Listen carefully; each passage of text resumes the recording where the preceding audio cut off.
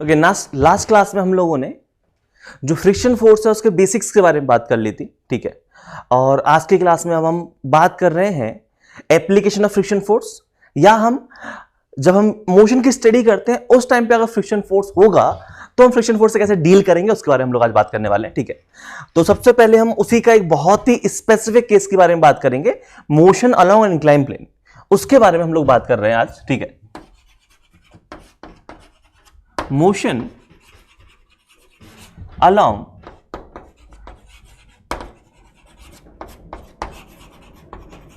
Incline plane, ठीक है। और यहां पे हम जिस इंक्लाइन प्लेन की बात कर रहे हैं वो इंक्लाइन प्लेन हमारा कैसा है, रफ है, ठीक है। तो हम यहां पे फ्रिक्शन फोर्स को इंक्लूड करके ही बातें कर रहे हैं। और जब हम इंक्लाइन प्लेन पे मोशन की बात कर रहे हैं तो आपको देख के ही समझ में आना चाहिए कि इंक्लाइन प्लेन पे अगर आप मोशन की बात करोगे तो दो टाइप से बातें हो सकती है, ठीक है। एक बात क्या हो सकती है, एक ये हो सकती है कि आपने इंक्लाइन प्लेन के ऊपर एक ऑब्जेक्ट रखा हुआ है मास m का, ये एंगल थीटा है और यहां पे कुछ फ्रिक्शन है तो कोफिशिएंट ऑफ फ्रिक्शन म्यू आ गया, ठीक है। ऑब्जेक्ट ऊपर रखा हुआ है, ऊपर से नीचे आ रहा है, डिसेंडिंग मोशन। या एक केस क्या हो सकता है कि इसी ऑब्जेक्ट को मैं नीचे रख दूं और ऑब्जेक्ट नीचे से ऊपर जा रहा होता, असेंडिंग मोशन। तो यहां पे मोशन अलोंग इंक्लाइन प्लेन को हमने दो केस में डिवाइड किया हुआ है, एक है हमारा डिसेंडिंग मोशन और एक है हमारा असेंडिंग मोशन।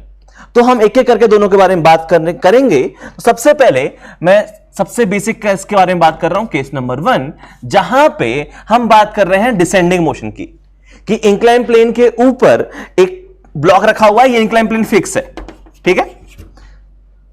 और ये रफ सरफेस है, इसके ऊपर ब्लॉक रखा हुआ है, ठीक है। अब ये ब्लॉक रखा हुआ है तो अब बात की गई है कि इस ब्लॉक का डिसेंडिंग मोशन होगा कि नहीं होगा, क्या कहानी है, ठीक है। तो यहां पे दो पॉसिबिलिटी है कि अगर आपने ब्लॉक को इस तरीके से ऊपर रख दिया है तो हो सकता है ब्लॉक रेस्ट पे ही रखा रहे, पॉसिबल है, या हो सकता है ब्लॉक नीचे आ जाए। ये चीज समझ में आ रही है। तो ये जो दो पॉसिबिलिटी आ रही है वो क्यों आ रही है, ये आप ध्यान से समझोगे तो आपको इधर समझ में आ जाएगा कि यहां पे एक mg का कंपोनेंट है, mg sin थीटा, और एक कंपोनेंट यहां पे है mg cos थीटा, और इधर लग रहा है नॉर्मल फोर्स और पीछे की साइड में लग रहा है फ्रिक्शन फोर्स। वर्टिकल डायरेक्शन में तो ये फोर्सेस बैलेंस हो गए, n की वैल्यू mg cos थीटा आ गई, कोई दिक्कत नहीं है। लेकिन हॉरिजॉन्टल डायरेक्शन में ये जंग हो रही है दो फोर्सेस के बीच में, फ्रिक्शन और mg sin थीटा के बीच में।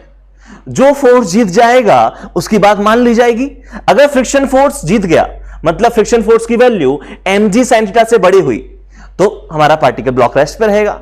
और अगर ऐसा हुआ कि फ्रिक्शन फोर्स हार गया, मतलब mg sin थीटा ये बड़ा हुआ फ्रिक्शन से, तो ये ब्लॉक नीचे मूव करने लग जाएगा। यही कहानी होगी, बिल्कुल। तो हम इन दो केसेस के बारे में ही बात करेंगे। तो यहां पे दो पॉसिबिलिटी है इस केस में, ठीक है।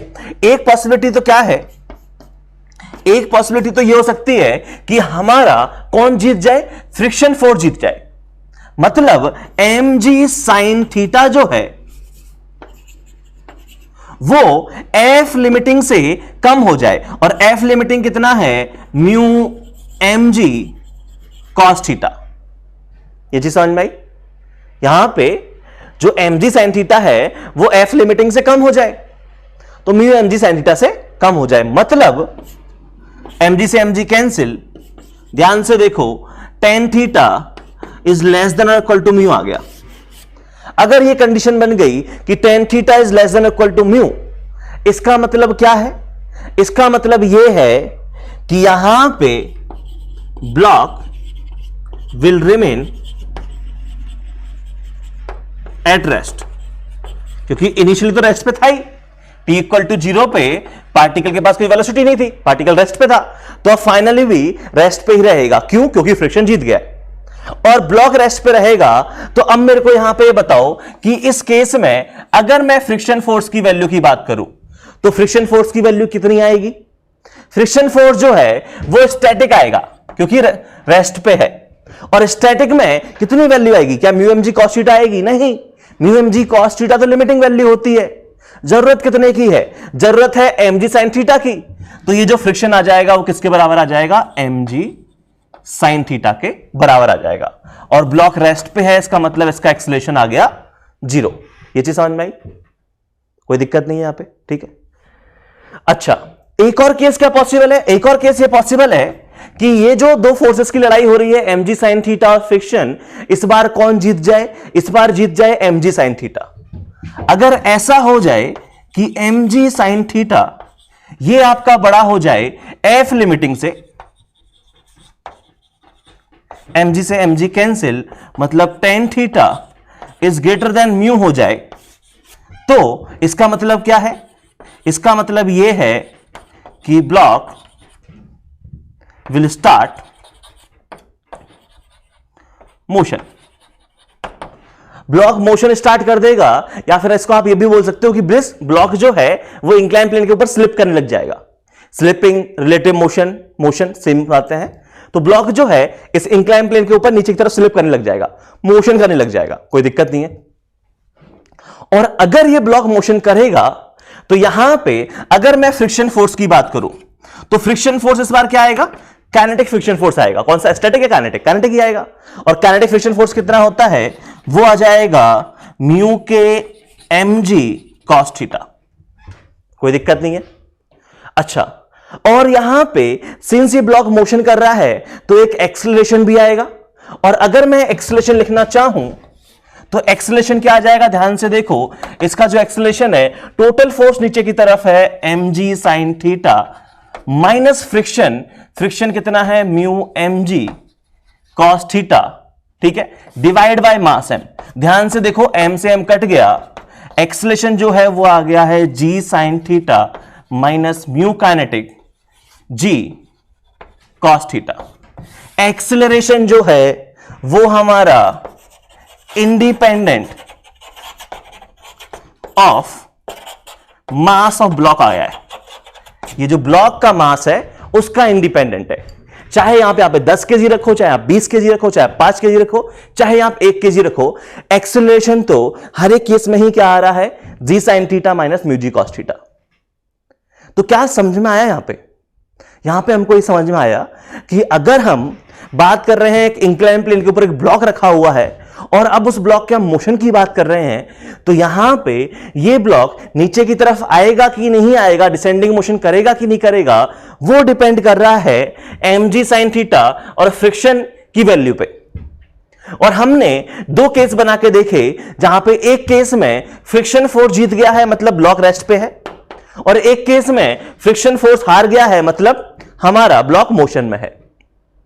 अब इस चीज को आप फ्रिक्शन फोर्स और mg sin थीटा के बीच की लड़ाई ना समझ के इसको ऐसे समझ लो कि हम बात कर रहे हैं, ये लड़ाई है tan थीटा और म्यू की। म्यू फ्रिक्शन के लिए आता है। फ्रिक्शन का काम क्या है?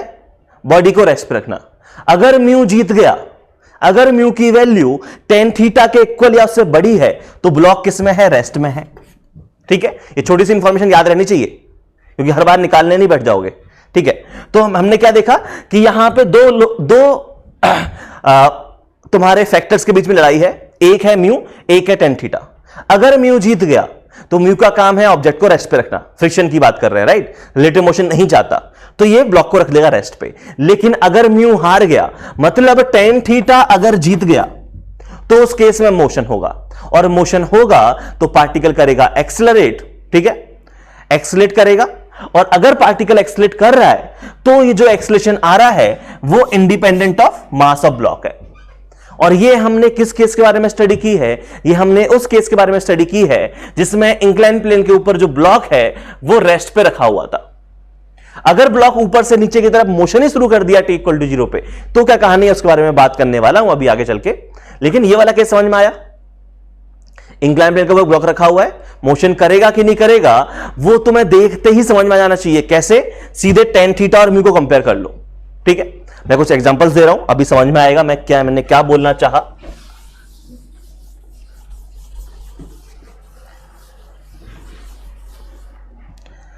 जैसे कि मान लो आपको मैं ये बोलता कि यहां पे एक इंक्लाइन प्लेन है, ये एंगल है 53 डिग्री, और ये एक ब्लॉक है मास m का, और यहां पे म्यू की वैल्यू है 0.8। ठीक है, अब आपको बोला गया कि ये बताओ क्या होगा, तो आप यहां पे देखो कि tan 53 डिग्री कितना होता है। tan 53 डिग्री जो होता है वो होता है आपका 4/3 1.33। और अगर मैं म्यू की बात करूं तो म्यू है हमारा 0.8। कौन जीता दोनों में से? tan थीटा बड़ा है, यहां से देख के समझ में आ गया कि tan theta is greater than mu. और अगर tan theta greater than mu है, इसका मतलब क्या है? इसका मतलब यह है कि मोशन तो होगा ही होगा। चीजें समझ पा रहे हो? हम देख के ही बता पा रहे हैं कि मोशन हो रहा है कि नहीं हो रहा है। उसके लिए हमने बेसिक थ्योरी पढ़ी है अभी जस्ट, ठीक है। और आगे समझो, और आगे बात करता हूं मैं, और एग्जांपल्स देखते हैं। मान लो ऐसा ही एक और क्वेश्चन होता जहां पे हम बात कर रहे हैं, ये इंक्लाइन प्लेन है, ये एंगल है 37 डिग्री, ये कोई मास m का ब्लॉक है, और ये है कोफिशिएंट ऑफ फ्रिक्शन म्यू, ठीक है। तुम्हें बताना है कि पार्टिकल मोशन करेगा कि नहीं करेगा। फॉर द गिवन कंडीशन आपको बहुत सारी कंडीशन दी हुई है। फर्स्ट केस में if mu is equal to, ये हम ले लेते हैं, कितना लेना चाहोगे? इसको ले लेते हैं हम 0.4, तो क्या होगा, ठीक है। और अगर म्यू की वैल्यू जो है वो 0.6 होगी तो क्या होगा? अगर म्यू की वैल्यू जो है वो 0.75 होगी तो क्या हो रहा है? अगर म्यू की वैल्यू 0.8 है तो क्या हो रहा है? और अगर म्यू की वैल्यू 0.9 है तो क्या हो रहा है? हमें बताना है किसके बारे में? ब्लॉक के मोशन के बारे में, कि ब्लॉक मोशन कर रहा है कि रेस्ट पे है। कोई दिक्कत नहीं है। तो हमें ब्लॉक की कहानी के बारे में बात करनी है कि ब्लॉक हमारा मोशन कर रहा है कि रेस्ट पे है। कैसे पता करोगे? हमने थोड़ी देर पहले बोला था कि लड़ाई किसके बीच में है? tan थीटा और म्यू के बीच में। एंगल कितना है? 37 डिग्री। तो tan 37 डिग्री कितना हो जाता है? tan 37 डिग्री आजकल होता है 3/4, बोले तो 0.75। अगर 0.75 से कम हमारा म्यू हुआ तो उस केस में क्या हो जाएगा? उस केस में tan थीटा जीत जाएगा, और tan थीटा जीत गया तो क्या होगा? मोशन होगा। ये चीज समझ में आई? तो यहां पे ध्यान से देखो, इस वाले केस में कौन बड़ा है? tan थीटा बड़ा है, tan थीटा जीत गया, इसका मतलब मोशन होगा। इस वाले केस में भी कौन जीता? tan थीटा ही जीता, मतलब मोशन होगा। इस वाले केस में tan थीटा और म्यू दोनों बराबर आ गए। अगर tan थीटा और म्यू बराबर आ जाते हैं तो क्या होता है? रेस्ट की कंडीशन होती है। ये समझ में आया? अगर मैं इस वाले केस की बात करूं 0.8 के लिए, तो कौन जीत गया है? म्यू जीत गया है। म्यू की वैल्यू tan थीटा से बड़ी है, इसका मतलब क्या होगा? रेस्ट है, मोशन, रेस्ट। ये छोटी सी कहानी आपको देखते ही समझ में आनी चाहिए कि इंक्लाइन प्लेन के ऊपर ब्लॉक रखा हुआ है, रेस्ट पे ब्लॉक रखा था, मुझे बताना है वो ब्लॉक डिसेंडिंग मोशन करेगा कि नहीं करेगा। मुझे तुरंत ही देख के समझ में आना चाहिए कि tan थीटा और म्यू को कंपेयर करना है, और जो बड़ा होगा उसकी बात मान लेंगे। tan थीटा बड़ा है तो मोशन करेंगे, अगर म्यू tan थीटा के इक्वल है या म्यू उससे बड़ा है तो हम रेस्ट की बात करेंगे। ये समझ में आ गया? कोई दिक्कत नहीं है, ठीक है। ओके, अब मैं थोड़ा आगे बढ़ता हूं।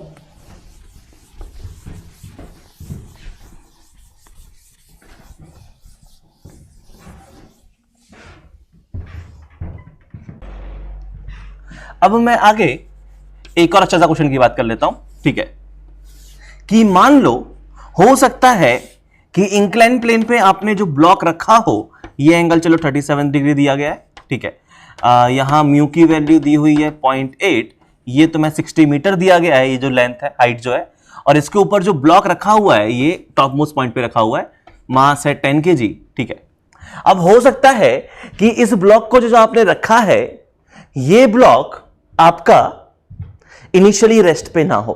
पॉसिबल है, हो सकता है कि क्वेश्चन में दे रखा हो कि इसको हमने वेलोसिटी दे रखी है 10 मीटर पर सेकंड की, तो अब पार्टिकल एक्सेलेरेट भी कर सकता है, रिटार्ड भी कर सकता है, राइट। जैसे पिछले वाले केस में रेस्ट पे था तो उसमें एक्सेलेरेट ही कर रहा था, लेकिन इस वाले केस में हो सकता है एक्सेलरेशन और रिटार्डेशन हो। मैं क्या कहना चाह रहा हूं समझ में आ जाएगा, टेंशन मत लो बिल्कुल भी, ठीक है। तो 37 डिग्री है, ये म्यू की वैल्यू 0.8, ये हाइट 60 मीटर। तुमसे पूछा गया फाइन इसका एक्सेलरेशन या रिटार्डेशन जो भी होता है वो बताओ, ठीक है। दूसरा पूछा गया time taken to reach bottom, या इस क्वेश्चन को मैं ऐसे पूछ सकता हूं कि ये बताओ कि ये पार्टिकल बॉटम पहुंच पाएगा कि नहीं पहुंच पाएगा, ये भी पूछ सकता हूं मैं, यस और नो की फॉर्म में आंसर देना होता अगर वो पूछता तो। लेकिन मैंने टाइम टेकन पूछ लिया है, और मैंने पूछ लिया है कि स्पीड या वेलोसिटी, स्पीड एट बॉटम, कि जब पार्टिकल इस इंक्लाइन प्लेन के बॉटम पे पहुंच रहा है तो इसकी स्पीड कितनी है। सिंपल से 3 क्वेश्चन है, बच्चों वाले सवाल थे, ठीक है। लेकिन यहां फ्रिक्शन है तो थोड़ा सा ध्यान रखना है। क्या ध्यान रखना है मैं बता रहा हूं। देखो, सबसे पहले आप इसका एफबीडी बनाओगे, इसका एफबीडी बनाओगे तो आप बोलोगे कि यहां पे mg के 2 कंपोनेंट है, 37 डिग्री है तो ये 60 आ गया, ये 80 आ गया। यहां लगेगा नॉर्मल और पीछे की तरफ लगेगा फ्रिक्शन फोर्स। और अब मुझे बताओ कि जो पीछे की तरफ फ्रिक्शन फोर्स लगेगा ये स्टैटिक होगा कि लिमिटिंग होगा कि काइनेटिक होगा, क्या होगा। तो समझ में आ रहा है, ब्लॉक मूव कर रहा है तो कौन सा फ्रिक्शन फोर्स आएगा, काइनेटिक ही आएगा। और इस क्वेश्चन में स्टैटिक और काइनेटिक अलग अलग तो नहीं दिए, एक ही दिया हुआ है। इसका मतलब यही म्यू एस है, यही म्यू के है।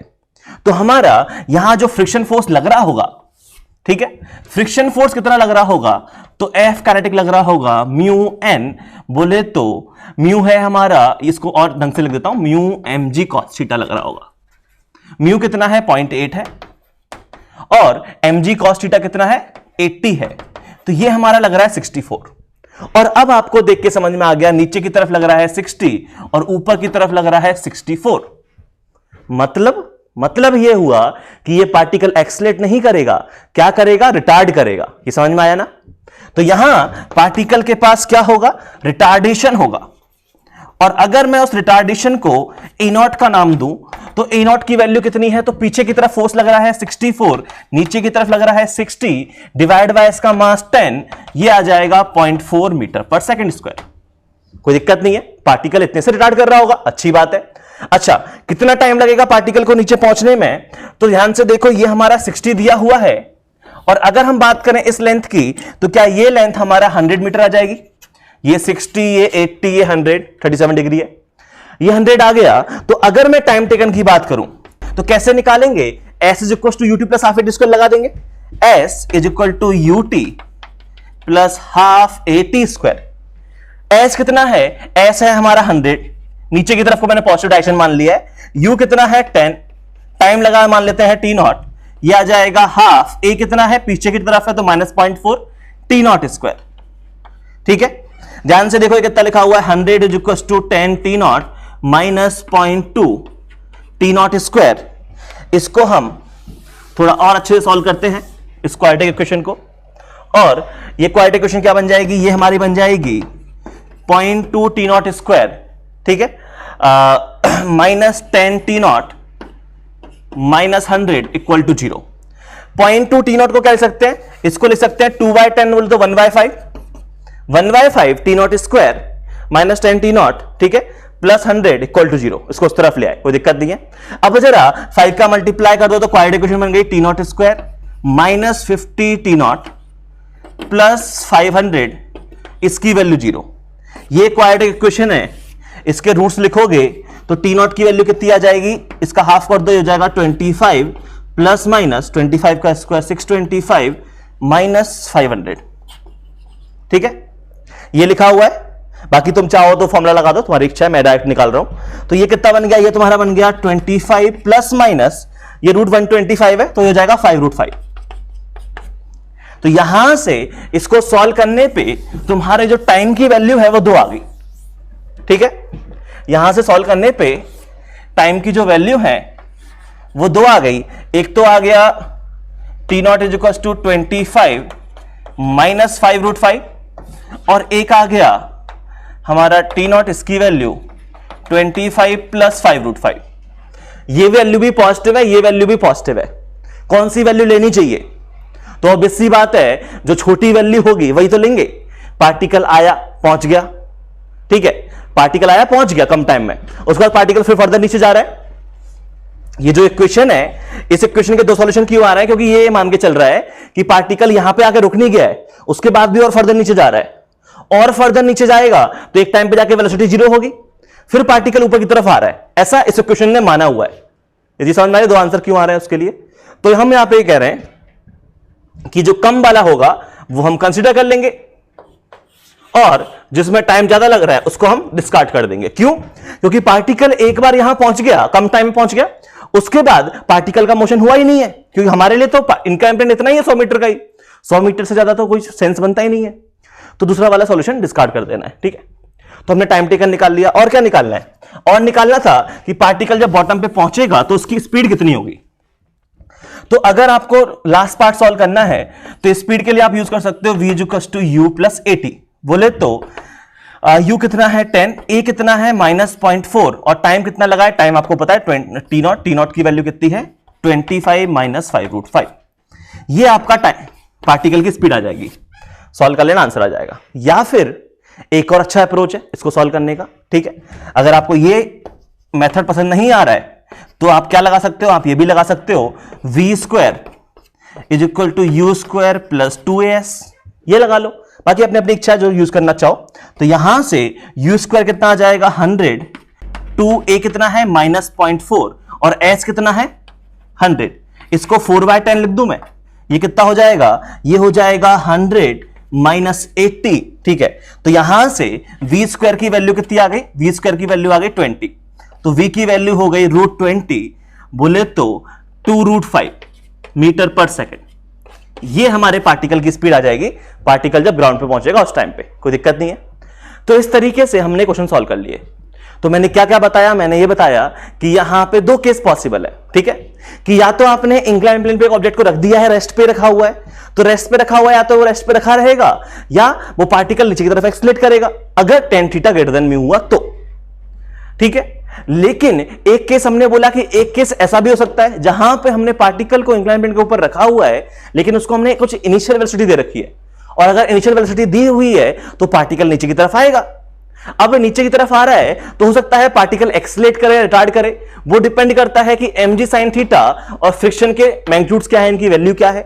जैसे इस पर्टिकुलर केस में 60 था नीचे की तरफ, ऊपर की तरफ 64 था, तो रिटार्डेशन हुआ।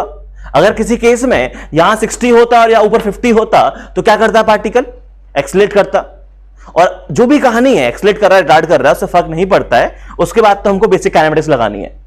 s equals to ut plus half at square, v equals to u plus 80 या v स्क्वायर equals to u square plus 2s, equations of motion. बहुत सिंपल सी कहानी जो हम काइनेमेटिक्स में पढ़ चुके हैं, बेसिक वाली। ठीक है, तो इस तरीके से हम क्वेश्चन को सॉल्व करेंगे। ठीक है, अब मैं 2-3 क्वेश्चन सॉल्व करने के लिए दे रहा हूं जहां पे आपको थोड़ा सा दिमाग भी लगाना है और फटाफट भी सॉल्व करना है। ठीक है, तो चलो आगे बढ़ते हैं।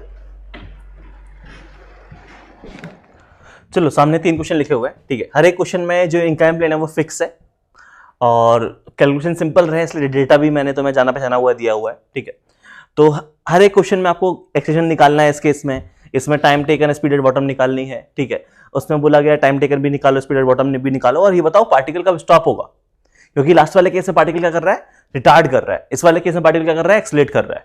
इस वाले केस में क्या कर रहा है वो तुम्हें पता करना है। ठीक है, और तुम्हें बताना है एक्सलेशन ऑफ ब्लॉक बताना है। ठीक है, काफी सिंपल सा क्वेश्चन है, 3 क्वेश्चन है, सॉल्व करने का टाइम मिलेगा मैक्सिमम 10 मिनट। ठीक है, तो फटाफट सॉल्व करो।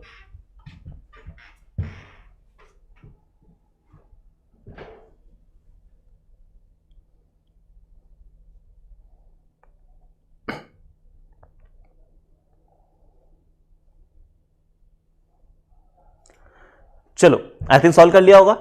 सॉल्व करने का तरीका बहुत सिंपल सा है कि देखो, इस केस में तुम्हें सबसे पहले तो ये बात करना है कि ब्लॉक यहां पे इंक्लाइन प्लेन के ऊपर रखा हुआ है, तो हम मोशन करेगा कि रेस्ट पे रहेगा, पहले तो हमें ये डिसाइड करना है, उसके बाद तो हम बात करेंगे एक्सलेशन के बारे में। ठीक है, तो यहां पे अगर आप देखना चाहो तो tan 37 डिग्री कितना है?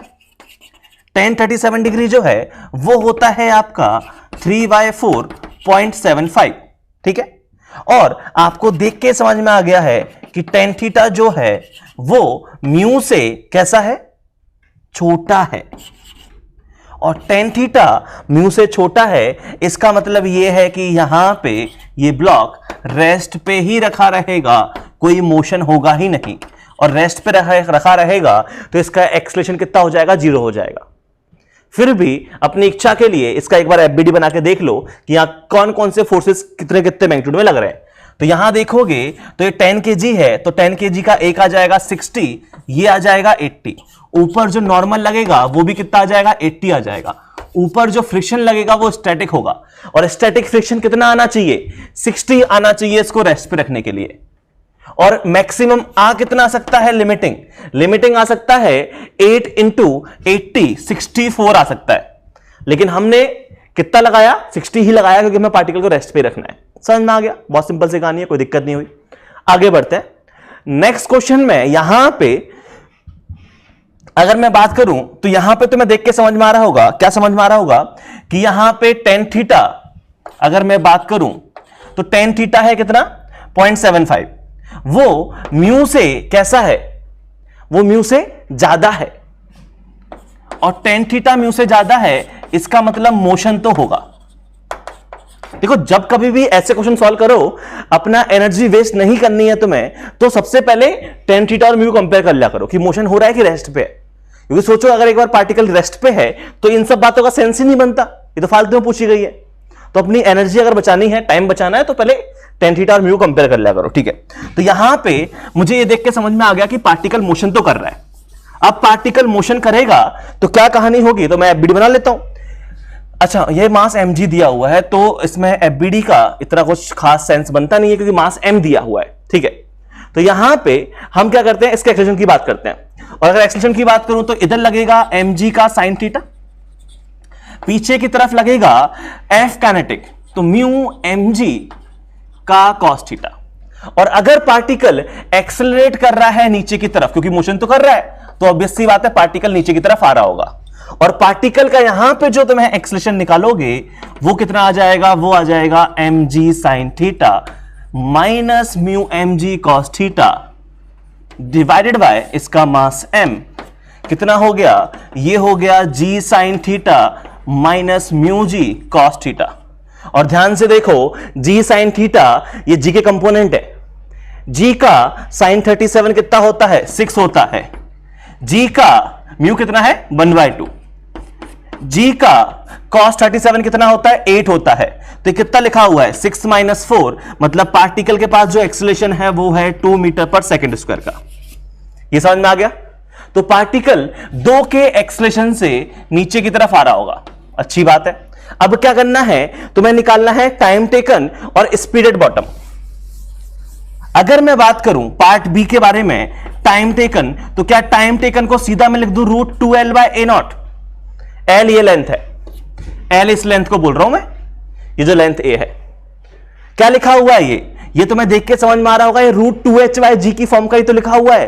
काइनेमैटिक्स ही चल रहा है, ध्यान रखो यहां पे भी, ये काइनेमैटिक्स ऑफ एनएलएम की बात हो रही है।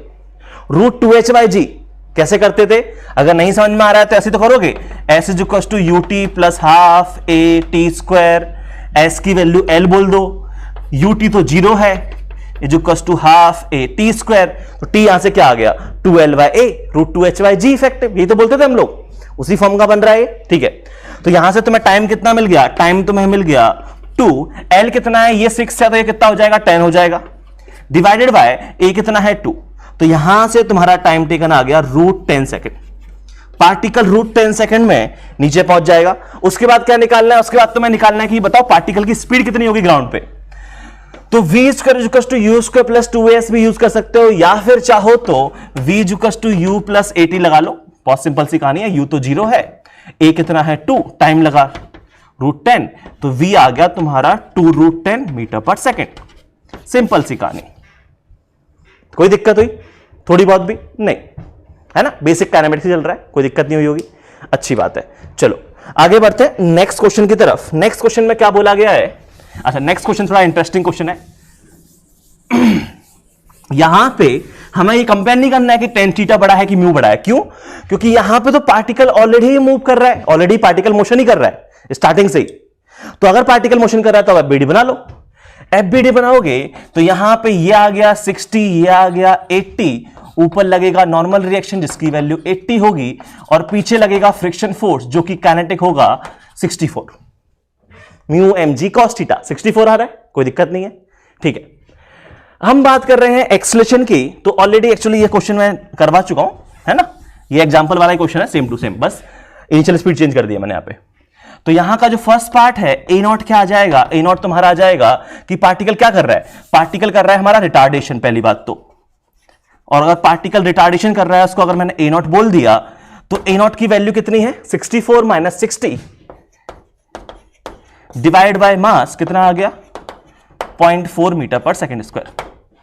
पार्टिकल रिटार्ड करेगा। Time taken to reach the bottom, distance covered before stopping और स्टॉपिंग टाइम। ठीक है, अब यहां पे देखो जब भी ऐसे क्वेश्चन आए ना तो आप थोड़ा दिमाग लगाओ।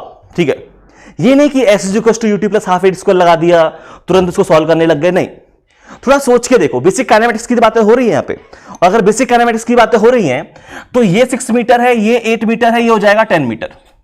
और ये पॉसिबिलिटी है कि ये जो ब्लॉक है वो बॉटम तक पहुंच ही ना पाए, बीच में ही रुक जाए। पॉसिबिलिटी है कि नहीं है? बिल्कुल पॉसिबिलिटी है। तो यह आप पहले सोच के देख लिया करो कि यहां पे अगर मैं बात करूं पार्टिकल स्टॉप करेगा तो पार्टिकल का जो स्टॉपिंग टाइम आएगा वो कितना आएगा। अगर हम लोग बात करें स्टॉपिंग टाइम कि पार्टिकल कितने टाइम में रुक जाएगा, तो वो जो टाइम आ रहा है वो पार्टिकल की स्पीड कितनी है 2। ठीक है, तो v equal to U plus A T लगाओगे तो वो v बाय ए आता है, याद होगा v बाय जी।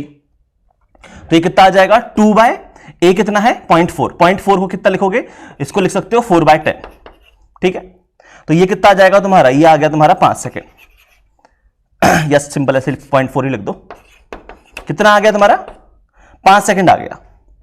तो पार्टिकल हमारा 5 सेकेंड में रुक जाएगा। ठीक है, अच्छा अब ये देख लो कि पार्टिकल 5 सेकेंड में स्टॉपिंग डिस्टेंस कितना कवर कर रहा है।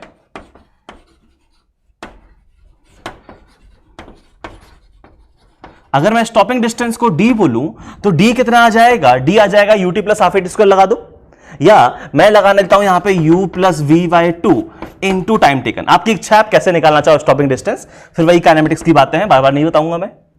ये 2 है, फाइनल स्पीड 0 है, divide by 2 into time taken कितना लगा 5।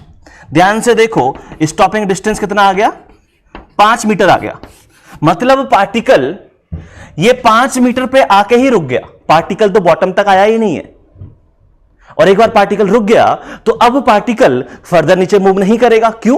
क्योंकि क्यों मूव नहीं करेगा? क्योंकि पार्टिकल कर रहा था रिटार्ड। टेन थीटा जो है वो म्यू से छोटा है, ध्यान से देखो। तो अब पार्टिकल जहां रुक गया वहीं रुका रहेगा। ये चीज समझ में आ गई? मतलब इस केस में यह हुआ कि पार्टिकल बॉटम तक पहुंचा ही नहीं। तो क्या समझ में आया यहां पे? यह समझ में आया कि block will never reach the bottom। Bottom पे वो कभी पहुंचेगा ही नहीं, यहां पे कभी नहीं आ पाएगा, वो बीच में ही आके रुक गया। ये समझ में आया? बाकी अगर आपने s equal to UT plus half A square लगाया होगा और s की वैल्यू कितनी बोली होगी आपने, अगर s की वैल्यू बोली होगी 10, तो आपका ऑलरेडी से सॉल्यूशन आएंगे ही नहीं। ये चीज समझ में आ रही है? ठीक है, और आएंगे भी तो वो जो मैथमेटिकल इक्वेशन है वो कैसी बनेगी यहां पे कि पार्टिकल यहां आया, रुका, फिर उसके बाद ऊपर चला गया। इन्होंने ऐसा मान लिया होगा, वो गलत है। एक बार पार्टिकल रुक गया उसके बाद पार्टिकल का मोशन हुआ ही नहीं है। तो जब भी ऐसे क्वेश्चन आए तो थोड़ा सोच समझ के सॉल्व करना। काइनेमेटिक्स की ही बातें हो रही हैं, लेकिन इसका मतलब ये नहीं है कि फॉर्मूले पे बेस्ड बातें करोगे। सोच समझ के बात करो, लॉजिकल बात करोगे, अच्छे समझ में आएगा। ठीक है, तो ये क्वेश्चन सॉल्व हो गया, कोई दिक्कत नहीं हुई। ठीक है, चलो इसके बाद अब मैं आगे बात कर रहा हूं, पहले इसको हटा देते हैं।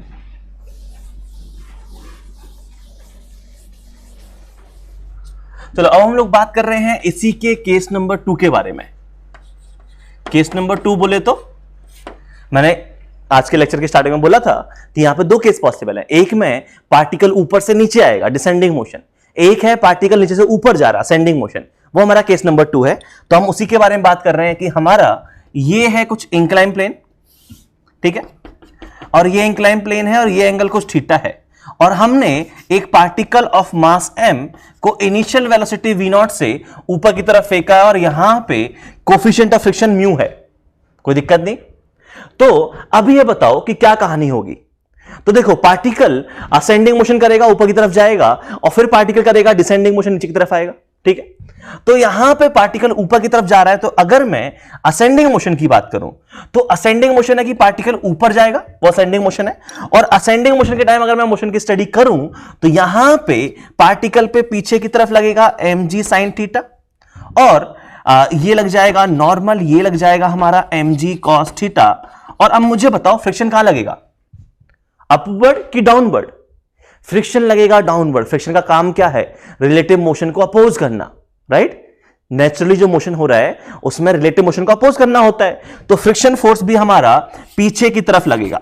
और अब मुझे बताओ कि जो फ्रिक्शन फोर्स लगेगा वो कौन सा है, स्टैटिक की काइनेटिक? काइनेटिक लगेगा, तो वैल्यू कितनी आ जाएगी इसकी, म्यू mg cos थीटा।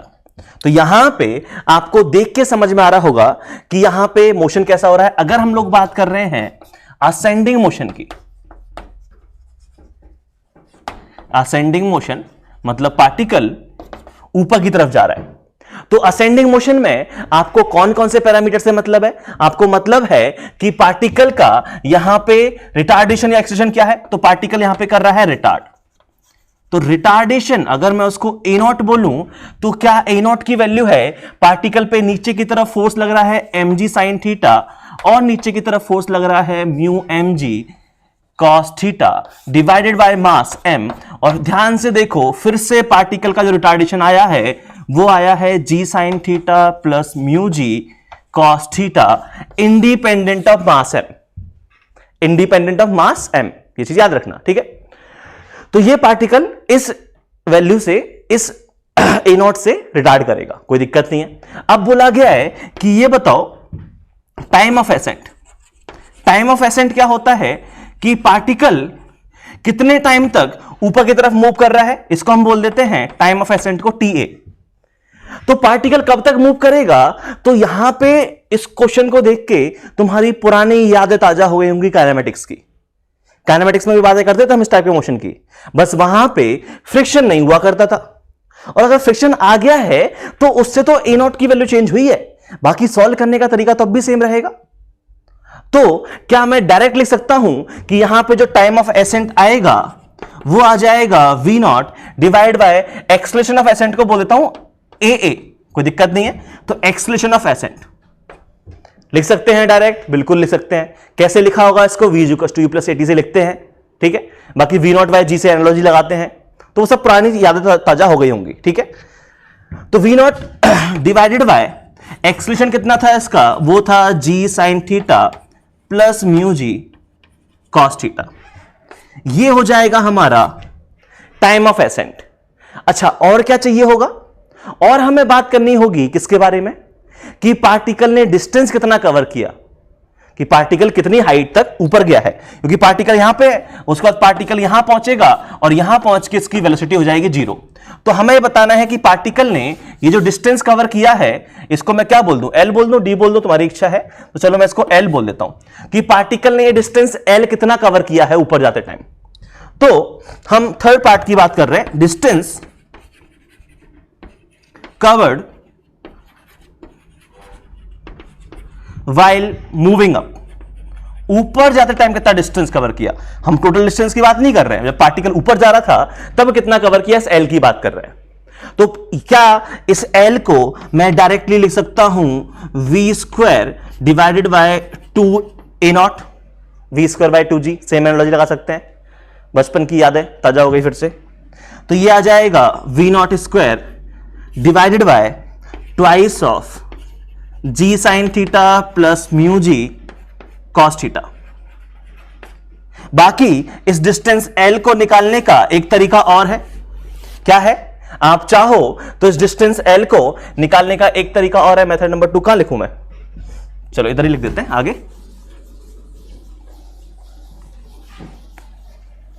इसको निकालने का एक तरीका और है, मेथड नंबर 2, और वो क्या है, वो ये है कि आप लगा सकते हो S = u plus v/2 into time of accent. ये भी लगा सकते हो, इससे भी आपको डिस्टेंस मिल जाएगा, ठीक है, कोई दिक्कत नहीं है। तो इस तरीके से हमने असेंडिंग मोशन की स्टडी कर ली। अब क्या होगा, अब पार्टिकल यहां पहुंच गया। अब पार्टिकल यहां पहुंच गया तो अब पार्टिकल, दो केस पॉसिबल है, या तो पार्टिकल यहां ऊपर जाके रेस्ट पे रहे या पार्टिकल नीचे आ जाए।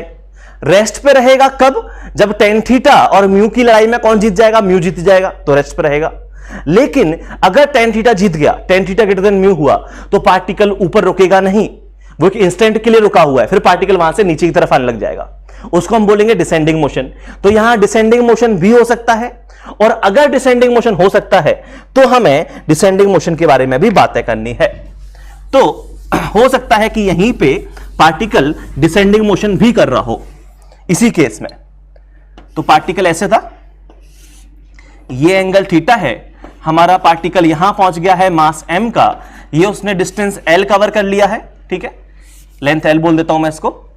और अब हमें बात करनी है कि पार्टिकल यहां पे डिसेंडिंग मोशन करेगा कि नहीं करेगा। तो वही कहानी है कि यहां से पार्टिकल किसी इंस्टेंट के लिए रेस्ट पे आ गया है, कब, t इक्वल्स टू TA पे। अब पार्टिकल यहां से नीचे आ सकता है और डिसेंडिंग मोशन होगा, तो डिसेंडिंग मोशन कब होगा, क्या कंडीशन है डिसेंडिंग मोशन की,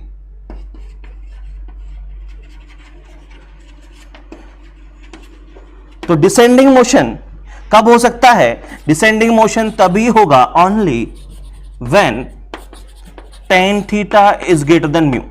अगर tan थीटा म्यू से जीत जाए तो ही डिसेंडिंग मोशन होगा। तो हम मान लेते हैं कि यहां पे tan theta greater than mu हो रहा है, डिसेंडिंग मोशन होना स्टार्ट हो गया। डिसेंडिंग मोशन होना स्टार्ट हो गया तो क्या क्या पूछ सकते हैं, तो आपसे पूछ सकते हैं कि ये बताओ यहां पे टाइम ऑफ डिसेंट क्या, अच्छा सबसे पहले पूछेंगे एक्सेलरेशन और रिटार्डेशन क्या है।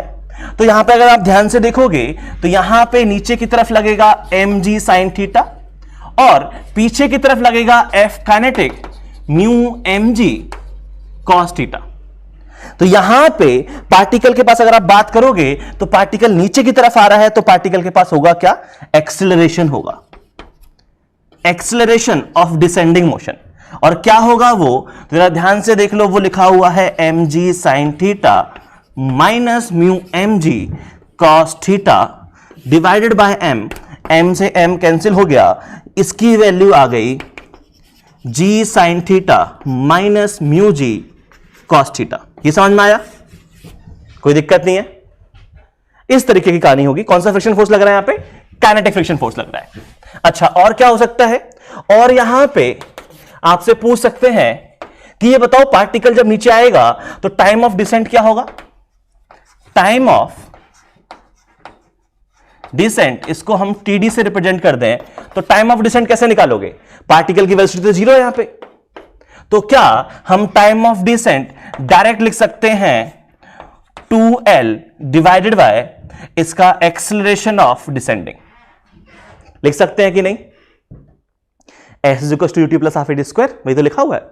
तो यहां पे इसकी वैल्यू कितनी आ गई, इसकी वैल्यू आ गई, L आप निकाल चुके हो, L आपको पता है, अब आप L निकाल चुके हो सॉल्व करके, तो वो L छाप देना यहां पे।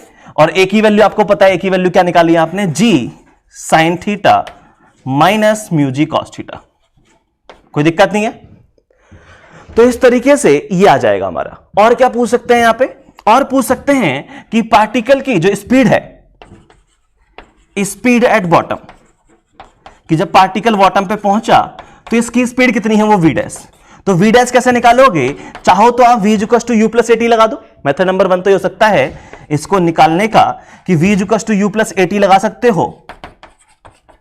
तो ये तो जीरो है, क्या लगा दोगे, acceleration of descending into time of descending. या फिर एक और मेथड है, आप v equal to u square plus 2s use कर लो, तो ये आ जाएगा 2 acceleration of descending into length l। जैसे आपको अच्छा लगे आप वो यूज कर लो, बेसिक काइनेमेटिक चल रहा है, वही कहानी है। तो आई होप ये सारी कहानी आपको समझ में आ रही थी कि यहां पे हो क्या कह रहा है। और जो इंपॉर्टेंट पॉइंट्स समझने वाले हैं वो ये हैं कि पहली बात तो यहां पे टाइम ऑफ असेंडिंग और टाइम ऑफ डिसेंडिंग सेम नहीं है। क्यों? क्योंकि मोशन सिमेट्रिक नहीं है। अगर ascending motion descending motion symmetric होते तो दोनों का टाइम भी सेम आता। ये समझ में आया ना? जब पार्टिकल ऊपर जा रहा है तो फ्रिक्शन क्या कर रहा है, नीचे की तरफ लग रहा है और जी का कंपोनेंट भी नीचे की तरफ लग रहा है। लेकिन जब पार्टिकल ऊपर से नीचे आ रहा है डिसेंडिंग मोशन, तो जी तो नीचे की तरफ लग रहा है, अभी भी सेम है, लेकिन फ्रिक्शन ने अपनी डायरेक्शन चेंज कर ली, ऊपर चला गया, तो मोशन सिमेट्रिक नहीं है, सेम मोशन नहीं है।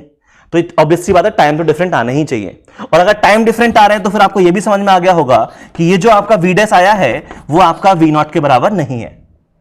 पार्टिकल जिस स्पीड से आपने ऊपर की तरफ फेंका है उसी स्पीड से वापस नीचे नहीं आएगा, वो कुछ और स्पीड आएगी v डैश। कैसे निकालेंगे? 2as से निकाल लो, चाहे तो v = u + at से निकाल लो। ये समझ में आ रहा है क्या हुआ कहानी? कोई दिक्कत नहीं है, ठीक है। चलो तो इस पूरी थ्योरी को मैं एक क्वेश्चन के थ्रू समझाता हूं, ठीक है। एक क्वेश्चन करते हैं और थोड़ी फील लेते हैं कि क्या हुआ है यहां पे।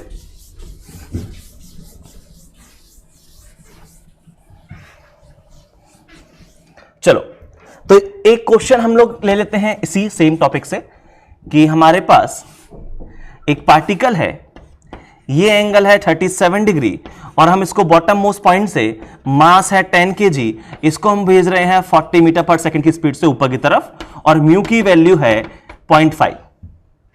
अब आपसे पूछा गया, क्या क्या पूछ सकते हैं, जो जो पूछ सकते हैं सब कुछ पूछ लिया मैंने, ठीक है। जैसे कि find acceleration of ascending motion, ठीक है, फिर टाइम ऑफ असेंड और कितना लेंथ कवर की पार्टिकल में ऊपर जाते टाइम, और क्या पूछ सकते हैं कि डिसेंडिंग मोशन के टाइम पार्टिकल का एक्सेलरेशन क्या था, ठीक है। फिर उसके बाद पूछ लिया टाइम ऑफ डिसेंडिंग और पूछ लिया कि पार्टिकल जब नीचे आया तो इसकी स्पीड कितनी है। ये सारी चीजें पूछ सकते हैं, तो मैंने सारी चीजें पूछ ली। अब कैसे सॉल्व करोगे, तो याद रखना यहां पे मैंने जो तुम्हें थ्योरी पढ़ाई है उसमें कुछ फॉर्मूला याद नहीं करना है, बस तुम्हें तरीका समझ में आना चाहिए कि मैं उस थ्योरी में करवा क्या रहा था, कि हो क्या रहा था, मोशन की स्टडी कर रहे थे, ठीक है। काइनेमेटिक्स का ही सवाल है, कोई दिक्कत वाली बात नहीं है, तो बहुत इजी तरीके से सॉल्व कर सकते हो। असेंडिंग मोशन को अलग से स्टडी कर लो, फिर डिसेंडिंग मोशन को स्टडी कर लेना। तो असेंडिंग मोशन को स्टडी करते हैं पहले। तो असेंडिंग मोशन को स्टडी करेंगे तो यहां कंपोनेंट हो जाएंगे, इधर आ जाएगा 60, इधर आ जाएगा 80, यहां आ जाएगा नॉर्मल और आ जाएगा पीछे की तरफ एक फ्रिक्शन फोर्स। तो सबसे पहले तो अगर मैं F लिमिटिंग की बात करूं, जो कि एक्चुअली F काइनेटिक लगेगा क्योंकि पार्टिकल मोशन कर रहा है, F काइनेटिक कितना आ जाएगा, ये आ जाएगा आपका ये 1/2 इंटू 80 कितना आ जाएगा, 40 आ जाएगा। तो अगर हम लोग बात करें कि पार्टिकल जब ऊपर जा रहा है तो इसका एक्सेलरेशन कितना है, तो पार्टिकल को पीछे की तरफ एक रिटार्डेशन मिलेगा, ठीक है। और ये जो रिटार्डेशन है इसकी जो वैल्यू है असेंडिंग मोशन के टाइम वो है 60 + 40 डिवाइड बाय इसका मास, कितना आ गया इसकी वैल्यू, इसकी वैल्यू हमारी आ गई सॉल्व करने पे 100/10 10 मीटर पर सेकंड स्क्वायर। इससे पार्टिकल रिटार्ड कर रहा होगा। आपको फिर क्या निकालना है, असेंडिंग मोशन के टाइम टाइम ऑफ फ्लाइट क्या है, वो टाइम कितना लगा ऊपर जाते टाइम। तो ये देख लो पार्टिकल 40 की स्पीड से जा रहा है और 40 की स्पीड को 10 की रेट से हम कम कर रहे हैं, 10 की रेट से कम कर रहे हैं तो कितना टाइम लग जाएगा, 4 सेकंड। और चाहो तो आप फॉर्मूला यूज कर लो, तो कितना आ गया, 4 सेकंड आ गया। लॉजिकली भी 4 सेकंड बोला मैंने कि 40 की स्पीड से जा रहा है, 10 की रेट से वेलोसिटी कम हो रही है, तो कितना टाइम लगेगा, 4 सेकंड टाइम ही लगेगा, कोई दिक्कत नहीं हुई यहां तक, ठीक है। उसके बाद हम लोग आगे बात कर रहे हैं, जो नेक्स्ट पार्ट है इसमें हम लोग बात कर रहे हैं कि कितना पार्टिकल ने डिस्टेंस कवर किया होगा। तो तुम्हारी इच्छा है आप v²/2a यूज कर लो, चाहो तो आप u + v/2 ये यूज कर लेते हैं। तो मैं ये यूज कर रहा हूं क्योंकि मैं टाइम तो निकाल ही चुका हूं। तो यहां पे u कितना है, 40 है, v हमारा 0 है, डिवाइड बाय 2 और टाइम कितना लगा, 4 सेकंड, ये आ जाएगा 80 मीटर। तो हमने कितना डिस्टेंस कवर किया, 80 मीटर। अब पार्टिकल पहुंच गया 80 मीटर, बोले तो पार्टिकल यहां पहुंच गया, कहां पे, इधर बना देते हैं। पार्टिकल यहां पहुंच गया है, इसकी वेलोसिटी हो गई है 0, कब, t = 4 सेकंड पे, और ये डिस्टेंस कवर कर लिया है 80 मीटर। अब पार्टिकल नीचे की तरफ आ रहा है और नीचे की तरफ आ रहा है तो इसका FBD बनाओ, इसका FBD बनाओगे तो यहां लगेगा 60, पीछे की तरफ फ्रिक्शन फोर्स लगेगा फिर से कितना, 40। तो अब पार्टिकल जब डिसेंडिंग मोशन करेगा तो डिसेंडिंग मोशन के टाइम पार्टिकल के अगर हम लोग बात करें एक्सेलरेशन की, तो पार्टिकल के पास एक्सेलरेशन होगा, दिख रहा होगा tan θ > μ आ गया, तो पार्टिकल मोशन करेगा। और चाहो तो FBD बना के भी समझ में आ रहा होगा, 60 40 से जीत जाएगा, तो पार्टिकल तो नीचे आना ही है, ठीक है। और पार्टिकल अब नीचे आना है तो पार्टिकल करेगा एक्सेलरेट नीचे आते टाइम, और कितना एक्सेलरेशन होगा, तो वो होगा 60 - 40 डिवाइड बाय 10, कितना आ जाएगा, 20/10, 2 मीटर पर सेकंड स्क्वायर के एक्सेलरेशन से पार्टिकल नीचे की तरफ आएगा। फिर पूछेंगे कि टाइम कितना लगा, तो टाइम कैसे निकालोगे, तो सिंपल सी कहानी है, टाइम ऑफ डिसेंडिंग इसको आप लिख सकते हो 2l divide by acceleration of descending. l हम निकाल चुके हैं, l कितना है, 80 है, divided by acceleration of descending कितना है, 2 है। तो 80 कितना होता है, 80 होता है हमारा 16 × 5, टाइम आ गया 4√5, कोई दिक्कत नहीं है। और फिर पूछा गया है जब पार्टिकल नीचे पहुंचेगा तो इसकी स्पीड कितनी होगी, ठीक है। तो पार्टिकल जब नीचे पहुंचेगा तो इसकी स्पीड कितनी होगी, F पार्ट की बात कर लेते हैं। यहां पे पार्टिकल की अगर हम स्पीड की बात करें तो चाहो तो आप v = u + 80 यूज कर लो, तो v = u + 80 अगर मैं यूज करूं तो a है 2, टाइम लगा कितना 4√5, ये आ जाएगा 8√5 मीटर पर सेकेंड। या आप चाहो तो एक और मेथड है v square equal to u square plus 2s use कर लो, तो भी उससे सेम आंसर आएगा, कोई दिक्कत नहीं है। काफी सिंपल सवाल लगा। तो इस तरीके का सवाल पूछ सकते हैं जहां पे हम पार्टिकल को नीचे से कुछ वेलोसिटी देके ऊपर पहुंचा रहे हैं, तो पार्टिकल असेंडिंग मोशन करेगा। और अब tan थीटा और म्यू की वैल्यू पे डिपेंड करता है कि पार्टिकल डिसेंडिंग मोशन करेगा कि नहीं करेगा। और अगर डिसेंडिंग मोशन करेगा तो कुछ इस तरीके से हम सॉल्व करेंगे, बेसिक काइनेमेटिक्स। आई होप कोई दिक्कत नहीं हो रही है, यहां तक सब कुछ अच्छे से समझ में आ रहा है, ठीक है। चलो अब मैं, अगर सब कुछ अच्छे से समझ में आ गया है तो इसी चीज को चेक करते हैं। मैं कुछ क्वेश्चन दे रहा हूं जो कि इन्हीं टॉपिक पे बेस्ड होंगे, वो आपको सॉल्व करने हैं, ठीक है। चलो सामने 2 क्वेश्चन लिखे हुए हैं, काफी सिंपल से क्वेश्चन है, ठीक है। यहां पे हमने पार्टिकल को ऊपर फेंका है, तो बताना है वही टाइम ऑफ एसेंट, ठीक है। Time of accent, acceleration of accent, कितना हाइट तक ऊपर गया एंड सो ऑन। ऐसे ही यहां पे कहानी है, लेकिन यहां पे मैंने सब कुछ नहीं पूछा। असेंडिंग का तीनों चीज पूछ ली है, डिसेंडिंग के लिए बस इतना पूछा है कि पार्टिकल जब वापस नीचे बॉटम पे आएगा तो बॉटम पे आते टाइम उसकी स्पीड कितनी होगी, 50 होगी, 50 से कम होगी, ज्यादा होगी, जो भी है उसकी वैल्यू निकालो, ठीक है। 2 क्वेश्चन है, सॉल्व करने के लिए तुमको टाइम मिलेगा, कितना टाइम चाहिए 5 से 10 मिनट, ठीक है। तो वही 5 से 10 मिनट का टाइम मिलेगा, फटाफट सॉल्व करो।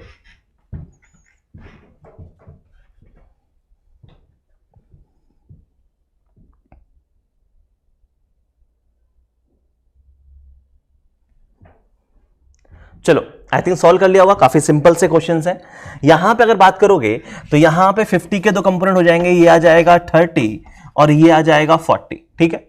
और अगर मैं बात करूं यहां पे F काइनेटिक, तो F काइनेटिक कितना आ जाएगा, ये आ जाएगा 40 इंटू 0.8, कितना हो जाएगा 32। तो पीछे की तरफ एक हमारा फ्रिक्शन फोर्स भी लग रहा होगा 32, जिसकी वजह से पार्टिकल जो होगा वो रिटार्ड करेगा, ठीक है।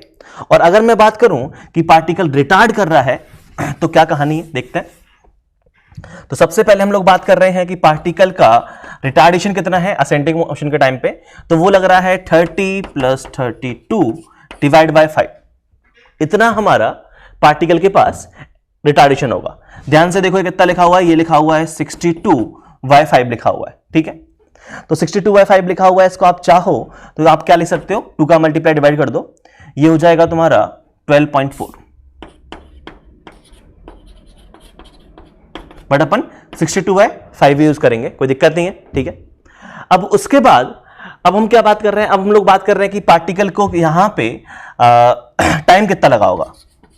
तो टाइम कैसे निकालोगे, तो टाइम की जो कहानी है वो काफी सिंपल सी कहानी है। टाइम जो है हमारा, टाइम ऑफ असेंडिंग मोशन, वो आ जाएगा v0 डिवाइड बाय पार्टिकल का एक्सेलरेशन। v0 कितना था, अच्छा इस क्वेश्चन में v0 दिया ही नहीं है। v0 जो है वो हम ले लेते हैं कितना, वो हम ले लेते हैं 62, कोई दिक्कत नहीं है। तो इस क्वेश्चन में v0 जो है वो तुम्हारा 62 दिया गया है, ठीक है। अब उसको लेके सॉल्व करना है, तो यहां पे 62 के हिसाब से कितना आ जाएगा, ये आ जाएगा 62 डिवाइड बाय 62/5, तो टाइम कितना लगा 5 सेकंड लगा। उसके बाद पूछा गया है कितना डिस्टेंस कवर किया, तो इनिशियल वेलोसिटी कितनी है 62 है, final 0 divide by 2 into time taken 5, तो ये कितना हो जाएगा, ये हो जाएगा 31, ठीक है। ये हमारा कितना हो गया 31 इंटू 5, 31 इंटू 5, ये आ जाएगा 155 मीटर। 155 मीटर तक पार्टिकल जो है वो हमारा ऊपर की तरफ जाएगा। उसके बाद क्या बोला गया, उसके बाद पूछा गया कि पार्टिकल डिसेंडिंग मोशन करेगा, तो पार्टिकल यहां पहुंच गया, और अब पार्टिकल यहां पहुंच गया है, तो कब पहुंचा है, वो पहुंचा है t = 5 सेकंड पे, पार्टिकल की वेलोसिटी हो गई है 0, और यहां म्यू कितना है 0.8 है, और tan थीटा कितना हो जाएगा, वो हो जाएगा 0.75। और आपको देख के ही समझ में आ गया होगा यहां पे कि tan थीटा जो है वो म्यू से छोटा है, इसका मतलब पार्टिकल रेस्ट पे ही रहेगा, नीचे नहीं आएगा। तो यहां पे कोई भी डिसेंडिंग मोशन नहीं होगा, पार्टिकल एक बार ऊपर गया और वहीं जाके चिपक जाएगा। इसी समझ में आई, यहां से गया यहीं आके रुक जाएगा, अब पार्टिकल फर्दर नीचे नहीं आएगा। तो इस क्वेश्चन में कोई डिसेंडिंग मोशन नहीं हो रहा है, कोई दिक्कत नहीं है। बात करते हैं अगले क्वेश्चन में। यहां पे अगर मैं बात करूं तो कंपोनेंट्स कितने हो जाएंगे, ये आ जाएगा 80, ये आ जाएगा 60, और फ्रिक्शन कितना आ जाएगा मेरा, फ्रिक्शन आ जाएगा 60 इंटू 1/3, 20 आ जाएगा, ठीक है। तो पीछे की तरफ फ्रिक्शन भी लग रहा होगा कितना 20। तो पार्टिकल का एक्सेलरेशन अगर मैं बात करूं तो ये है 80 + 20/10, ये आ गया 10 मीटर पर सेकेंड स्क्वायर। तो टाइम ऑफ असेंडिंग निकालना काफी सिंपल है। 50 मीटर पर सेकंड को 10 की रेट से कम कर रहे हैं तो कितना टाइम लगा? 5 सेकंड का टाइम लगा। लेंथ कैसे निकालेंगे? तो आप निकाल सकते हो जो भी आप फॉर्मूला यूज करना चाहो, मैं एवरेज वाला यूज कर लेता हूं। 50 प्लस 0/2 इंटू टाइम लगा 5 सेकंड, ये कितना आ गया है? ये आ गया 250/2। 250/2 आ गया, कितना हो जाएगा? 125 मीटर। कोई दिक्कत नहीं है, ठीक है। उसके बाद और हमें क्या बात करनी है? Velocity at bottom. तो वेलोसिटी एट बॉटम निकालनी है तो देखो उसके लिए फिर देखना पड़ेगा पार्टिकल का डिसेंडिंग मोशन हो रहा है कि नहीं हो रहा है। तो यहां पे अब हम क्या देख रहे हैं कि पार्टिकल जो है वो हमारा यहां कहीं पहुंच गया है। टाइम कितना लगा? टाइम लगा पार्टिकल को 5 सेकंड। और ये जो लेंथ है वो कितनी आई है? बिल्कुल सही निकाला है हमने, 50 plus 0/2 into time taken 5 second, ठीक है। हाँ बिल्कुल सही है, कोई दिक्कत नहीं है। तो ये हमारा डिस्टेंस कितना हो गया है? ये हो गया हमारा 125 मीटर। अब बात करनी है, अगर हम यहां पे बात करें तो यहां पार्टिकल पे 80 लगेगा और पीछे की तरफ लगेगा फ्रिक्शन कितना? 20। तो जो एक्सेलरेशन ऑफ डिसेंडिंग मोशन होगा वो कितना हो जाएगा? वो हो जाएगा 80 माइनस 20 डिवाइड बाय 10, बोले तो 6 मीटर पर सेकेंड स्क्वायर। और जब पार्टिकल यहां नीचे पहुंचेगा तो अगर उसके पास वेलोसिटी v डैश है तो v डैश की वैल्यू कितनी होगी? वो हो जाएगी 2a, और डिस्टेंस कितना कवर किया? जो भी डिस्टेंस उसने कवर किया है। तो ये हो जाएगा, इसकी वैल्यू छाप दो, ये ट्वाइस ऑफ a की वैल्यू है 6 और ये हमारा कितना है? 125, ठीक है। ध्यान से देखो कितना लिखा हुआ है, ये लिखा हुआ है 250 इंटू 6, तो ये हो जाएगा 5√60 मीटर पर सेकेंड। इसको भी और सिंप्लीफाई कर सकते हो, तुम्हारी इच्छा है, चाहो तो ऐसा कुछ आंसर आएगा 5√60, ठीक है। ये हमारा इस क्वेश्चन का आंसर है। तो फिर से एक और चीज देख के समझ में आ रही है कि बहुत सिंपल कहानी है आज की। आज के लेक्चर में कुछ ज्यादा खास है नहीं, बस मैं तुम्हें यह सिखाने की कोशिश कर रहा हूं कि अगर फ्रिक्शन कहीं पे इन्वॉल्व है तो उसको कैसे काउंट करना है और कैसे हम लोग बात करेंगे। और स्टैटिक और काइनेटिक के बारे में भी बातें करनी बहुत जरूरी होती है। जैसे यहां मोशन कर रहा है तो काइनेटिक है, अगर यहां म्यू एस और म्यू के दोनों अलग दिए होते तो हम क्या यूज करते? म्यू के ही यूज करते। ये चीज समझ में आ रही है? कोई दिक्कत नहीं है। चलो, इसके अलावा मैं एक अच्छा क्वेश्चन और लिख रहा हूं, ठीक है, वो काफी अच्छा क्वेश्चन है, फिर उसके बारे में हम लोग आगे बात करेंगे।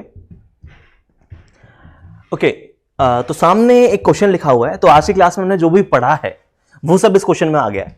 एक सिंपल सा क्वेश्चन है, इसी क्वेश्चन के 5 पार्ट है, तो इसमें जितने भी क्वेश्चन बन सकते हैं इंक्लाइन प्लेन के वो सब मैंने इंक्लूड कर दिए, ठीक है। फर्स्ट केस में आपको म्यू एस म्यू के दोनों दिए हुए हैं, सो दैट कंफ्यूजन ना हो कब स्टैटिक आएगा कब काइनेटिक आएगा, ठीक है। और आपको डिफरेंट डिफरेंट एंगल्स पे ये बताना है कि पार्टिकल का एक्सेलरेशन ऑफ फ्रिक्शन क्या है। अलग अलग कंडीशन दी हुई है, जैसे इसमें क्या है, एंगल 37 है, पार्टिकल रेस्ट पे है, एंगल 53 पार्टिकल रेस्ट पे है, तो दो केस रेस्ट वाले हो गए। उसके बाद एंगल 37 पार्टिकल ऊपर की तरफ जा रहा है, एंगल 53 पार्टिकल ऊपर की तरफ ही जा रहा है, तो ऊपर जाने वाला केस हो गया।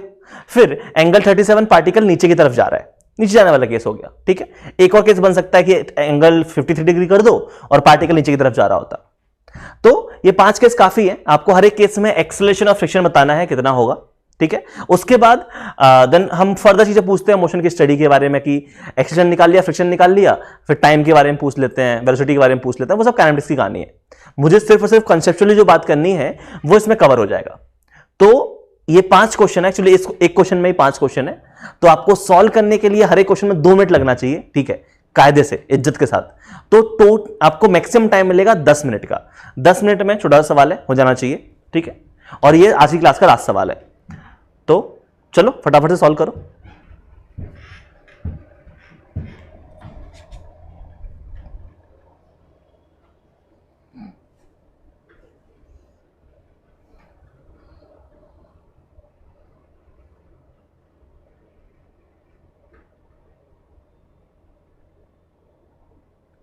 चलो, आई थिंक सॉल्व कर लिया होगा, ठीक है।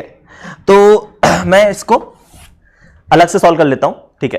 तो हम पहले बात कर रहे हैं जब पार्टिकल रेस्ट पे है, 2 केस वो दिए गए, ठीक है। तो हम एक एक करके बात करते हैं फर्स्ट केस के बारे में। फर्स्ट केस में क्या है, एंगल है तुम्हारे पास 37 डिग्री और 37 डिग्री है, मास है 5 kg, तो कंपोनेंट क्या हो जाएंगे, 37 डिग्री पे ये हो जाता है 30, ये हो जाता है 40, यहां नॉर्मल जिसकी वैल्यू 40 आ जाएगी। और रही बात है फ्रिक्शन की कि पार्टिकल रेस्ट पे है तो हमें फ्रिक्शन के बारे में बात करनी है, ठीक है। तो यहां पे म्यू एस कितना है, 0.8 है, और म्यू के कितना है, 0.6 है। तो अगर मैं बात करूं यहां पे एफ लिमिटिंग की, तो एफ लिमिटिंग कितना आ जाएगा, 40 है नॉर्मल फोर्स, ठीक है। तो एफ लिमिटिंग आपका कितना जाना चाहिए, एफ लिमिटिंग आ जाएगा 32, और एफ काइनेटिक अगर आएगा तो वो कितना आ जाएगा, वो आ जाएगा 24। अब सवाल यह है क्या लगेगा, तो यहां पे देख के समझ में आ रहा है कि नीचे की तरफ लग रहा है 30 न्यूटन, और पार्टिकल इनिशियली रेस्ट पे है, तो पहले कौन एक्ट करता है, स्टैटिक एक्ट करता है। अगर स्टैटिक रोक पाता है तो ठीक है, नहीं तो फिर काइनेटिक का रोल आता है, राइट। तो यहां पे पहले एक्ट करेगा स्टैटिक, और क्या स्टैटिक रोक पाएगा इसको, हां लिमिट के अंदर है, औकात के अंदर है, तो इसको रोक पाना। तो स्टैटिक बोलेगा कि भाई अपन इसको रोक सकते हैं आसानी से, कितना, 30 न्यूटन फोर्स लगा के। तो यहां पार्टिकल जो है वो क्या रहेगा, यहां पे पार्टिकल का जो एक्सेलरेशन है वो 0 है, और फ्रिक्शन फोर्स जो है वो स्टैटिक आ रहा है 30 न्यूटन। बाकी इस चीज को समझने का एक और तरीका भी था। मेथड नंबर 1 क्या है, मेथड नंबर 1 है एफबीडी बना के सॉल्व किया। मेथड नंबर 2 क्या है, मेथड नंबर 2 बहुत सिंपल सी कहानी है कि tan थीटा देख लो, tan 37 डिग्री कितना आ रहा है, ये आ रहा है 3/4.75, ठीक है। और आपको देख के समझ में आ गया कि 0.75 हमारा स्टैटिक से क्या है, कम है, क्योंकि पहले स्टैटिक आएगा बाद में काइनेटिक आता है, तो स्टैटिक से कम है। तो यहां पे tan theta is less then mu है, इसका मतलब पार्टिकल रेस्ट पे ही तो रहेगा। तो इस क्वेश्चन को आप दोनों अप्रोच से सॉल्व कर सकते थे, एक एफबीडी बना के और एक आपका tan थीटा और म्यू को कंपेयर करके, जैसा आपको अच्छा लगे आप करो, कोई दिक्कत नहीं है। बढ़ते हैं अगले सवाल की तरफ, ठीक है। जो नेक्स्ट क्वेश्चन है, नेक्स्ट में क्या बोला गया है, नेक्स्ट में यहां से आपको बोला गया है कि इस बार एंगल कितना दिया हुआ है, 53 डिग्री दिया हुआ है। अगर एंगल 53 डिग्री है तो कंपोनेंट यहां आ जाएंगे, यहां कौन सा कंपोनेंट आ जाएगा, यहां आ जाएगा 40, यहां आ जाएगा 30। और अगर मैं बात करूं तो एफ लिमिटिंग कितना आ जाएगा, 0.8 दिया हुआ है, तो 8 × 3 तुम्हारा कितना हो गया, ये तुम्हारा आ जाएगा 24। और एफ काइनेटिक कितना आ जाएगा, एफ काइनेटिक आ जाएगा आपका 18 न्यूटन। कोई दिक्कत नहीं है। अब यहां पे ये बताओ क्या हम रोक पा रहे हैं, इसको देख के ही समझ में आ रहा है औकात के बाहर है, 24 न्यूटन आ गया, रोक ही नहीं पाएंगे। वरना ऐसे भी कंपेयर कर सकते हो कि tan थीटा और म्यू में कंपेयर कर लो, ठीक है। और अगर आप tan थीटा और म्यू में कंपेयर करोगे तो tan थीटा बड़ा है म्यू से, मतलब मोशन तो होगा, और मोशन होगा तो यहां पे फ्रिक्शन फोर्स कौन सा आएगा, काइनेटिक आएगा। ये चीज समझ में आई। और फ्रिक्शन फोर्स काइनेटिक आएगा तो काइनेटिक फ्रिक्शन फोर्स कितना है, 18 है। तो पार्टिकल के अगर हम लोग एक्सेलरेशन की बात करें तो एक्सेलरेशन है 40 माइनस 18 डिवाइडेड बाय 5, कितना लिखा हुआ है, 22/5 मीटर पर सेकंड स्क्वायर। इतने से पार्टिकल नीचे की तरफ एक्सेलरेट करेगा, कोई दिक्कत नहीं है। और यहां पे जो फ्रिक्शन फोर्स लगा वो काइनेटिक लगा, और कितना लगा, 18 न्यूटन। हो गया सवाल। तो पहले दो क्वेश्चन तो हमारे काफी इजीली हो गए, कोई दिक्कत हमें हुई नहीं। बात करते हैं अगले क्वेश्चन की कि एंगल 53 डिग्री है, ठीक है। अच्छा, हम पहले इसकी बात कर लेते हैं 37 डिग्री वाले की, कि एंगल 53 की बात कर लेते हैं, क्योंकि ऑलरेडी अभी ने बना रखा है, ठीक है। तो एंगल 53 डिग्री है और पार्टिकल जा रहा है ऊपर की तरफ, ध्यान से सुनना, ठीक है। यहां पे जो अगला सवाल है वो क्या है, पार्ट डी को सॉल्व कर रहा हूं मैं। तो पार्ट डी में बोला गया है कि पार्टिकल जो एंगल आउट 53 डिग्री है और हमारा पार्टिकल जा रहा है ऊपर की तरफ, तो ऊपर की तरफ जा रहा है तो उस केस में फ्रिक्शन फोर्स कहां लगेगा, पीछे की तरफ ही तो लगेगा। और कौन सा लगेगा, काइनेटिक लगेगा। और जरा यहां पे ध्यान से देखो, यहां पे स्टैटिक कितना है इस केस में, अभी अभी निकाला था, स्टैटिक था 24 और काइनेटिक कितना था, 18 था। तो इस केस में अगर पार्टिकल ऊपर की तरफ जा रहा है तो फ्रिक्शन फोर्स पीछे की तरफ आना चाहिए, क्योंकि फ्रिक्शन फोर्स का काम क्या है, मोशन को अपोज करना। ये समझ पा रहे हैं ना, दोनों केस में डिफरेंस क्या है। एक में पार्टिकल रेस्ट पे था, तो रेस्ट पे था तो रिलेटिव मोशन को अपोज कर रहा था, कैसे कि बोल रहा है कि mg नीचे लेके जा रहा है तो पार्टिकल का फ्रिक्शन ऊपर आ गया, मोशन को अपोज किया, कोई दिक्कत नहीं है, क्योंकि पार्टिकल नीचे की तरफ आ रहा था इस केस में। लेकिन यहां पे तो ऑलरेडी कंडीशन दी हुई है कि पार्टिकल तो t=0 से ही ऊपर जा रहा है। तो जब पार्टिकल पहले ही ऊपर जा रहा है तो फ्रिक्शन तो अपोज करेगा ही, और mg तो नीचे की तरफ लग रहा था, उसने भी अपोज किया, तो दोनों मिलकर इसको अपोज कर रहे हैं। और कितना लगा यहां पे हमारा, ये लगा हमारा कितना, 18। तो अगर मैं बात करूं तो पार्टिकल पे नीचे की तरफ होगा एक रिटार्डेशन, और रिटार्डेशन कितना होगा तो आपको देख के समझ में आ रहा है, वो होगा 40 + 18 डिवाइडेड बाय इसका मास कितना आ गया, ये आ गया 58 डिवाइड बाय 5 मीटर पर सेकंड स्क्वायर, और यहां जो फ्रिक्शन फोर्स लगा वो काइनेटिक लगा 18 न्यूटन। तो ये वाला पार्ट भी हमारा हो चुका है।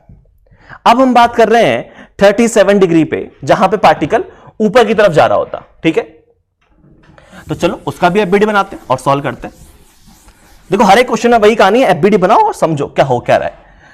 तो पार्ट सी को सॉल्व कर रहे हैं। पार्ट सी में एंगल है 37 डिग्री, ये हमारा पार्टिकल है 5 kg का, इसको हम ऊपर भेज रहे हैं। और अगर आपने इसका एफबीडी बनाया तो यहां पे ये वाला कंपोनेंट कितना जाएगा, 37 के हिसाब से 30, और ये वाला हो जाएगा 40। अगर आप फ्रिक्शन की बात करोगे तो फ्रिक्शन तो भाई पीछे की तरफ लगेगा, काइनेटिक लगेगा। और कितना है स्टैटिक और काइनेटिक तो देख लो, एफ लिमिटिंग यहां पे कितना आ जाएगा, ये 40 है तो 40 के हिसाब से 32, और काइनेटिक कितना आ गया 40 के हिसाब से 24।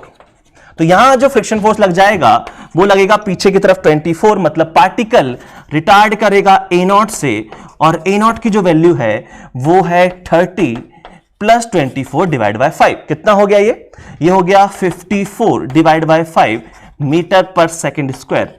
ये पार्टिकल के पास रिटार्डेशन है, कोई दिक्कत नहीं है, सिंपल सी कहानी। फिर पूछा गया ये बताओ एफ कितना लगा फ्रिक्शन फोर्स, तो यहां लग रहा है काइनेटिक फ्रिक्शन फोर्स, और कितना है वो 24 न्यूटन। ये सवाल भी हमारा काफी आसानी से हो गया। अब हम बात कर रहे हैं लास्ट के बारे में, जहां पार्टिकल नीचे की तरफ आ रहा है। तो मैं इस वाले पार्ट को यहां सॉल्व कर देता हूं, पार्ट ई को, ठीक है। तो पार्ट ई में अगर मैं बात करूं तो पार्टिकल के पास देखो कौन कौन से यहां पे कंपोनेंट्स आ रहे हैं। तो हमने बोला कि ये एंगल कितना है 37 डिग्री, 37 के हिसाब से ये वाला कंपोनेंट आ गया 30, ये वाला कंपोनेंट आ गया 40। एफ लिमिटिंग जो है वो है 32, एफ काइनेटिक जो है वो है 24। अच्छा, पार्टिकल के पास जो वेलोसिटी है वो है नीचे की तरफ, तो पार्टिकल के पास नीचे की तरफ वेलोसिटी है, तो ये बताओ फ्रिक्शन फोर्स कहां लगेगा, अपवर्ड की डाउनवर्ड। फ्रिक्शन फोर्स का काम है रिलेटिव मोशन को अपोज करना, राइट। तो फ्रिक्शन फोर्स यहां लग जाएगा पीछे की तरफ, और कौन सा लगेगा, काइनेटिक ही लगेगा भाई। और काइनेटिक लगेगा तो देख लो पार्टिकल का एक्सेलरेशन कितना आ गया, पार्टिकल रिटार्ड करेगा, और A0 की जो वैल्यू है, अच्छा रिटार्ड करेगा कि एक्सलेट करेगा वो हमारे हाथ में नहीं है। फ्रिक्शन ने अपनी भाई लिमिट लगा दी, फ्रिक्शन ने बोला मैं 24 से अपोज कर सकता है, मैंने अपोज कर रहा है।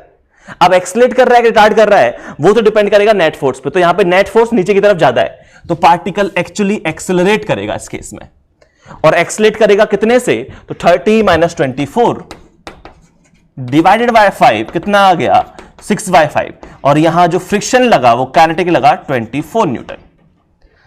मतलब आपको देख के समझ में आ गया है कि जो नीचे के जो केसेस हैं जहां पार्टिकल मोशन कर रहा है वहां काइनेटिक फ्रिक्शन लग रहा है, और जहां पार्टिकल रेस्ट पे है वहां हमारा स्टैटिक लग रहा है। अगर हम रोक पा रहे हैं तो, नहीं रोक पा रहे हैं तो हमारा क्या लग रहा था, तो हमारा काइनेटिक लग जाएगा, ठीक है। लेकिन ये तो कंफर्म है कि जहां मोशन हो रहा है, जहां मोशन हो रहा है, ठीक है, ये 3 पार्ट है एक्चुअली, वहां पे हमारा काइनेटिक फ्रिक्शन ही लगेगा, इसमें कोई डाउट ही नहीं है। और काइनेटिक फ्रिक्शन का काम क्या है, रिलेटिव मोशन को अपोज करना। तो आज की कहानी में मैंने तुम्हें बेसिक चीजें सिखा दी हैं जो कि हम नेक्स्ट लेक्चर में यूज करेंगे, इसी का एडवांस वर्जन पढ़ेंगे। आज की क्लास में मैंने काफी सिंपल कहानी पढ़ाई है कि अगर इंक्लाइन प्लेन पे एक ब्लॉक रखा है तो क्या होगा। नेक्स्ट क्लास में हम लोग बात करेंगे इंक्लाइन प्लेन पे अगर 2 ब्लॉक रखे हुए हैं चिपक के, तो अब बताओ कैसा मोशन होगा। या 2 ब्लॉक हैं वो चिपक के रखे हुए हैं, उनको एक थ्रेड से बांध रखा है, तो अब बताओ क्या कहानी होगी। तो इस टाइप की जो कहानी है वो हम लोग नेक्स्ट क्लास में ही बातें करेंगे, और मोशन के बारे में हम लोग नेक्स्ट क्लास में बातें करेंगे अच्छे से। तो आज की कहानी काफी सिंपल थी, जहां पे हम लोगों ने motion on an incline plane with a friction force कैसे स्टडी करते हैं उसके बारे में हम लोगों ने बात की है, ठीक है। तो आई थिंक सबको समझ में आ गया होगा, कोई दिक्कत नहीं है। चलो, तो आज की कहानी हम लोग यहीं समाप्त करते हैं, मिलते हैं हम लोग नेक्स्ट क्लास में। चलो।